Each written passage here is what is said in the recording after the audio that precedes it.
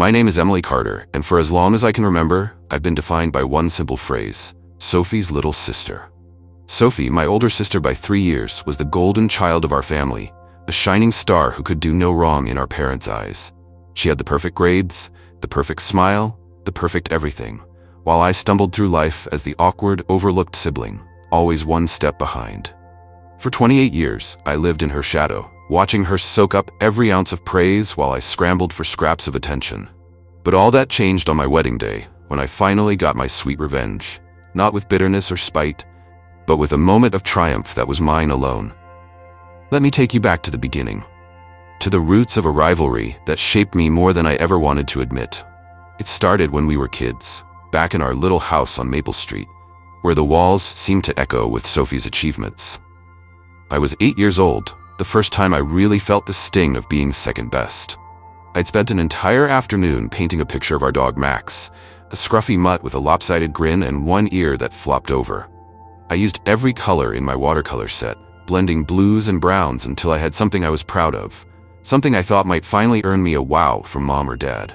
I ran into the kitchen, clutching my masterpiece, only to find Mom kneeling on the floor with a frame in her hands, carefully sliding Sophie's latest spelling bee certificate into place. "Look, Mom," I said, thrusting the painting toward her. She barely glanced up.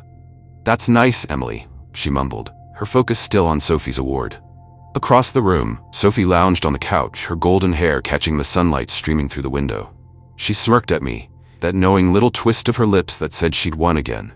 Dad walked in, saw the certificate, and clapped Sophie on the shoulder. "Another one for the wall," he said, beaming. My painting stayed in my hands, unnoticed, until I eventually tucked it under my bed, where it gathered dust with all my other forgotten dreams. That was the pattern of our childhood. Sophie excelled at everything she touched: spelling bees, math quizzes, even the stupid recorder recitals in 3rd grade, where she somehow made hot cross buns sound like a symphony while I squeaked and squawked through my turn. I wasn't terrible at things, not really.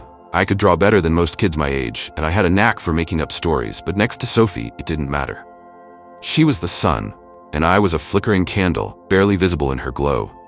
My parents didn't help. They'd compare us constantly, not out of cruelty, I suppose, but out of habit. "Why can't you be more like Sophie?" Mom would say when I brought home a B instead of an A, or when I spilled paint on the kitchen table while trying to finish a project. "Sophie keeps her room spotless," Dad would add whenever my side of our shared bedroom looked like a tornado had hit it. I'd try to defend myself.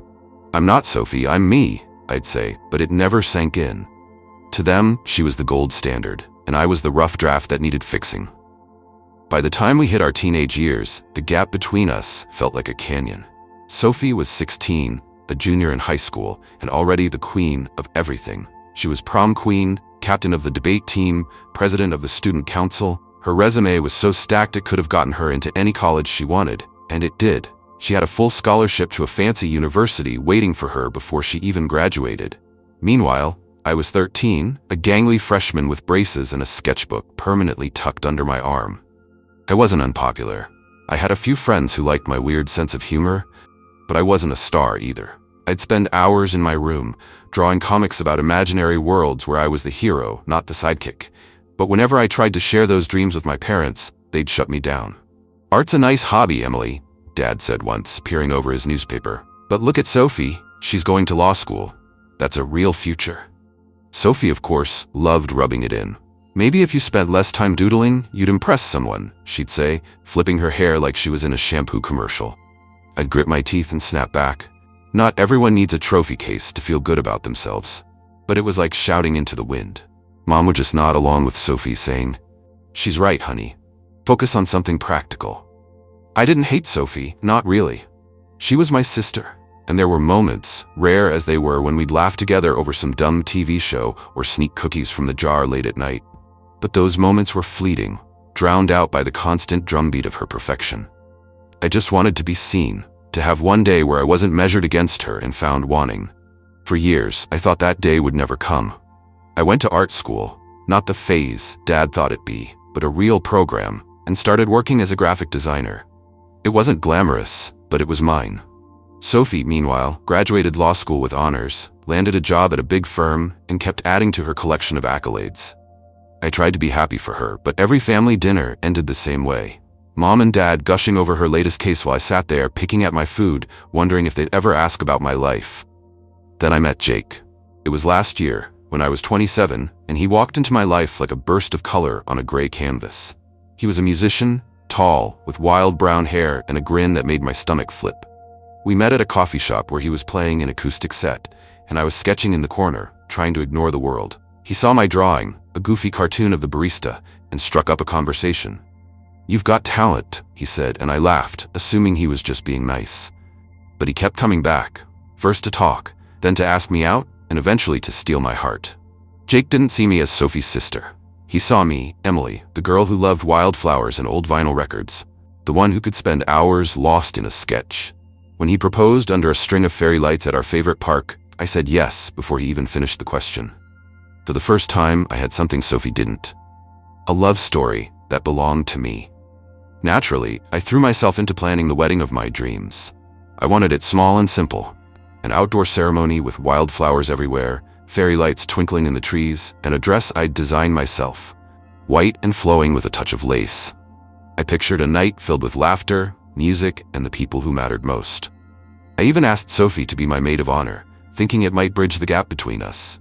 Maybe give us a chance to be sisters instead of rivals. That was my first mistake. Sophie couldn't handle not being the center of attention, even on my day. The moment I told her, she started helping, which really meant taking over. We met at a coffee shop to talk plans, and she leaned back in her chair, sipping her latte like she was doing me a favor just by being there. "Emily, this outdoor thing? Cute, but it's not sophisticated," she said, eyeing my sketches with a faint smirk. "Let me call my friend who owns a ballroom. And that dress? I could get you something designer." I forced a smile, my fingers tightening around my pencil. "Thanks, Soph, but I like it my way," I said. She laughed, that condescending little chuckle I'd heard 1,000 times, and replied, "Oh, sweetie, you're so quirky. Trust me, I know best." I should have shut it down right then, but I didn't. Soon, she was inviting her own friends, people I barely knew, claiming, "You need a bigger crowd to make it special." She suggested her college buddy as the photographer, even though I'd already booked someone whose work I adored. Then she went to Mom and Dad, bragging that she was basically planning the wedding. I overheard them at dinner one night, Mom saying, "Oh, Sophie's so generous, stepping in like that," while Dad nodded, "She's always been so capable." I sat there, fork in hand, feeling my dream days slip away. It got worse. A month before the wedding, I found out Sophie had changed the menu behind my back.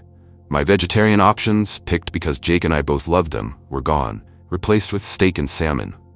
"No one wants rabbit food at a wedding," she said when I confronted her, her tone dripping with dismissal. That was the breaking point. We were in Mom's kitchen, the air thick with tension, and I exploded. "Sophie, this is my wedding," I shouted, my voice shaking. "Why can't you let me have this one thing?" She crossed her arms, cool and unruffled. "I'm just making it better, Em. You're welcome, by the way." I couldn't believe her nerve. "Better for who? You?" I shot back. "I'm sick of living in your shadow." She scoffed, her eyes glinting with that old superiority. "Maybe if you were half as competent as me, you wouldn't be in anyone's shadow." That did it. I stormed out, tears streaming down my face, and sat in my car, gripping the steering wheel until my knuckles turned white. But as the anger faded, something else took its place. Resolve. I was done being the little sister she could push around. Sophie wanted the spotlight? Fine, I'd give her one she'd never forget. I didn't want to ruin my wedding, that wasn't the goal. I wanted her to see me shine, to prove I wasn't her punching bag anymore. So I came up with a plan. First, I took back control. I called every vendor, the florist, the caterer, the photographer, and undid Sophie's changes, swearing them to secrecy. The menu went back to vegetarian, the guest list shrank to my people, and the outdoor venue stayed. Second, I let Sophie think she'd won. I played along, thanked her for her help, even smiled when she gloated about how great her wedding would be. She had no idea what was coming. Third, I enlisted Jake. He'd written a song for the wedding, a sweet little melody about us, and we tweaked it together over late-night cups of coffee. "You sure about this, Em?" he asked, grinning as he strummed his guitar. "It's bold." I nodded, a spark of mischief in my chest. "Oh, I'm sure. She's had her moment. This is mine." He laughed and added a few lines, making it perfect, subtle, sweet, and just pointed enough to hit the mark. The wedding day arrived, March 15th, 2024, and it was everything I dreamed of. The sun hung low in the sky, casting a golden glow over the wildflower-draped venue. Fairy lights twinkled in the trees, and my dress, simple, flowing, with that touch of lace I'd sewn myself, felt like a second skin. Jake stood at the altar, his eyes locked on mine, and for once I felt like the only person in the world. Sophie showed up in her maid of honor gown, a sparkly number that screamed, "Look at me," way flashier than mine, of course. She strutted around, soaking up compliments from her friends, while I stayed calm, greeting guests and savoring every second. The ceremony was perfect. Jake and I said our vows, mine about finding someone who saw me, his about building a life with his wildflower girl, and I caught Mom and Dad tearing up in the front row. For me, not Sophie. That alone felt like a small victory. Then came the reception. Sophie took the mic for her maid of honor speech, and I let her have her moment. She went on for 5 minutes about how she'd made this day possible, how she'd stepped in to help her sweet, quirky sister. She talked about the ballroom she'd almost booked, the designer dress she'd almost gotten me, painting herself as the hero of my story. The guests clapped, and she beamed, basking in it. I waited, sipping my water, my heart steady. When she sat down, I stood up, mic in hand, and smiled warmly at the crowd. "Thank you, Sophie, for that creative take on events," I said, pausing as a few people chuckled. "But let's be real. This day is about me and Jake. And I want to tell you a little story. Growing up, I was always the other sister. The one who didn't quite measure up. I painted pictures no one saw, dreamed dreams no one cared about, while Sophie got the certificates and the crowns. But today's mine. I planned every detail. The wildflowers you see, the food you're eating, the music you'll hear, because I wanted it to be us. So Sophie, thanks for being here, but this spotlight, it's not yours to steal." The crowd laughed again, lightly, not cruelly, and I saw Sophie's face flush red. She shifted in her seat, her smile tightening, but I wasn't done. Jake grabbed his guitar and started playing our song. The lyrics flowed out, simple but sharp. "I've been waiting in the wings, now I'm stepping to the stage. Found my voice, found my way, this is my day. No more shadows, no more games, I'm the one who claims my name." Every line was about me rising above, about claiming my space, and the guests loved it. They cheered, they clapped, they pulled out their phones to record it, and for once, all eyes were on me, not Sophie, not the golden child, just me. Sophie tried to recover. She flirted with the photographer, made loud toasts with her wine glass, even danced a little too enthusiastically with one of her friends. But no one cared. She'd overplayed her hand, and people saw through it. Later, Mom pulled me aside, her eyes soft and a little misty. "Emily, I didn't know you had this in you," she said, squeezing my hand. Dad hugged me, his voice rough with emotion. "I'm proud of you, kiddo," he whispered. Proud of me. That was the sweetest part of all. The rest of the night was a blur of joy, dancing with Jake under the stars, laughing with friends over silly stories, feeling lighter than I ever had. Sophie sulked at a table, picking at her dessert, but I didn't gloat. I didn't need to. A week later, she texted me, "Nice song, Em. Very subtle." I didn't reply. For the first time, I wasn't competing with her. I was just living my life, and it felt incredible. That wedding wasn't just my revenge, it was my victory. A day where I outshone the golden child, not with anger or pettiness, but with the quiet, unshakable strength of being myself. And honestly, that's all I ever wanted, to beat Emily. Not Sophie's little sister. Just Emily, standing in her own light at last.